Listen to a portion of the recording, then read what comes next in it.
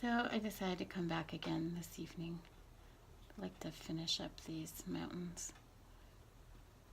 And I moved the camera over so you can see the ends here. Those coyotes quieted down.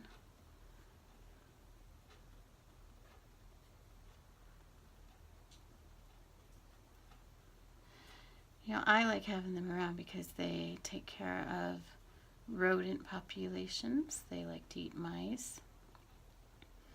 They will get your smaller animals if you don't have them in. So you just have to be careful of that. You know, they will try to get smaller dogs.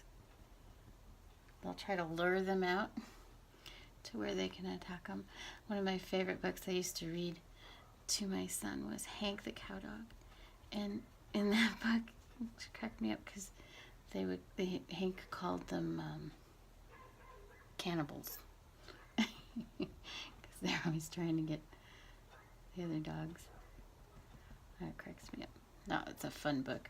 Whenever I was reading that to my son, I would have such a hard time reading it because I'd just start laughing so much. It was hard to get through. It's a great series. I still read them even though they're kids' books. It's just such a great viewpoint of a cow dog. Okay, so we're doing more tapping. And I'm using regular white for this. And there I just pound it off onto the palette. And then very carefully I'll start it out to make sure I don't have too much paint on the brush. And it gives a little more definition, a little more 3D. And again, you don't want a big pattern. I need to move this a little further again to get to it.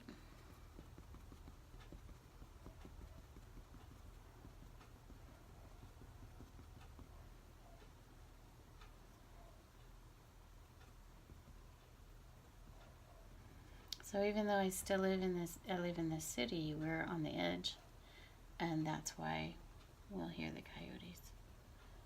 I really enjoy that. Because I miss that.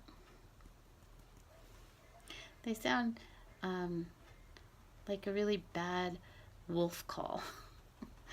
They have a funny high-pitched tone and it's wobbly. And it's really funny listening to them teach their young how to howl. Because the young really, their voices crack and everything. It's really funny. And I was growing up in Colorado, we had both wolves and coyote hollering. And to be honest, I like the sound of a wolf. The call of a wolf is amazing. But coyotes are kind of the goofy cousin. And I like hearing their goofy little call. Well, what do you think? Is that coming out okay? Can you see it all right? Okay, so here on this back mountain, I have this ridge happening. So I want to catch some snow on top of it. Again, I'm just patting this off. And I'm going to just tap it right on the top edge here, like that. Because I don't want to lose the rigidness of that rock, but I want it to have some snow on the top because that's where it would catch. It's right there on that edge.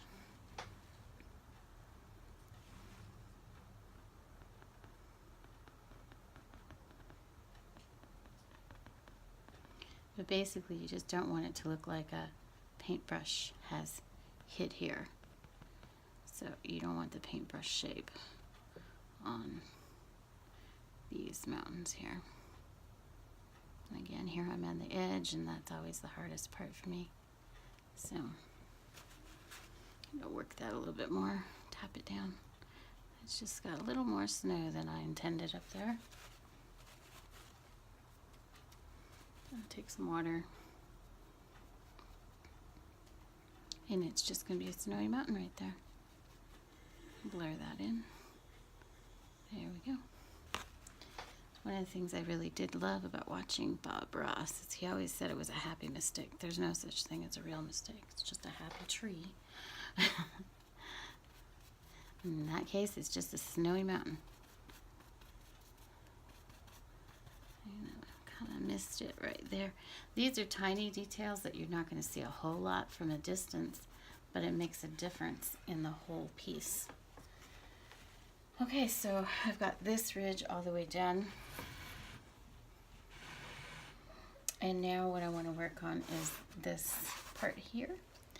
And for that, I'm going to take some gesso and some water. And let's see. The top here is black. I'm trying to remember which one of these is black. Oh, that's blue. Okay. So a little gesso, a little water, and a little tiny bit of black, because I'm going to be softening the top here. And then you can see this green, so I decided I'd like to bring the green across a little bit. So I'll tap in just a touch of green, and that will soften it just a bit.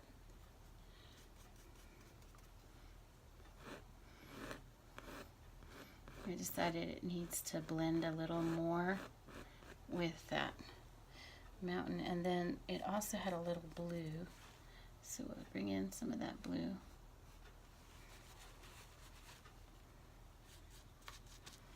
Some more gesso. Oops.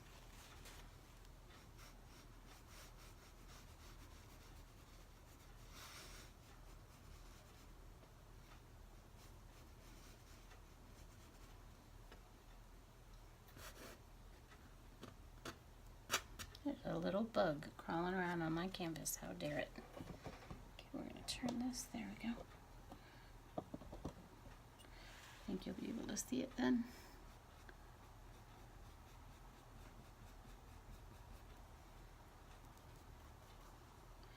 And we're going to take some white down over the edges. We're just softening it.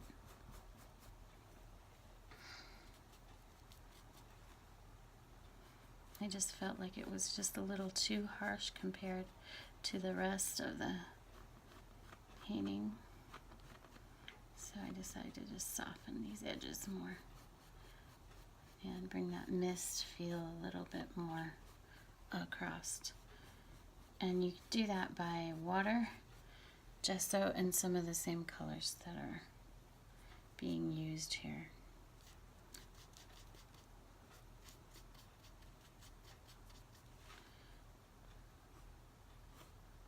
There we go. We don't want to lose this shading here, but we'll soften it just a touch, because you want that shadow so that you know that's where a ridge is.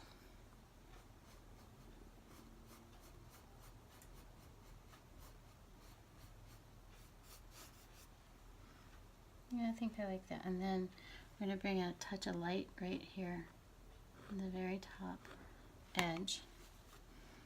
So like a little bit of snow is falling here too. And across the top edge here.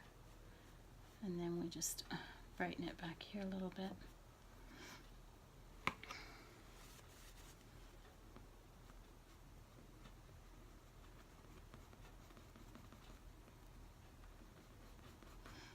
I did a painting a while ago that it went to the Kids Helping Kids fundraiser this year, and it was a ridge like this that went along, and a girl on a horse sitting on top of the ridge with a bow and arrow, because it was a superhero theme. And this one's kind of reminding me of that. I enjoy doing these kind of pieces of rock.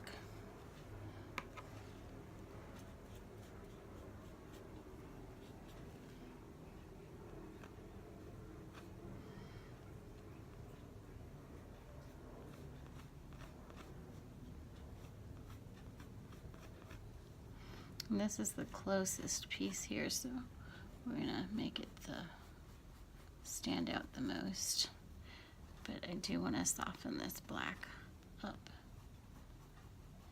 because when you stand back, what you really see are these mountains, and this seems to kind of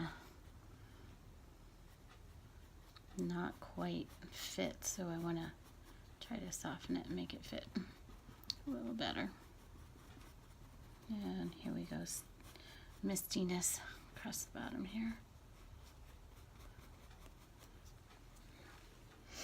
And then a little more white right up on this ridge.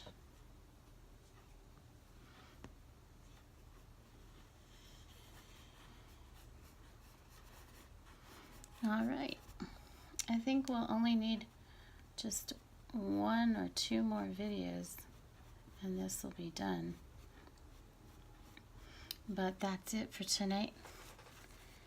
You have a great night, guys. Bye.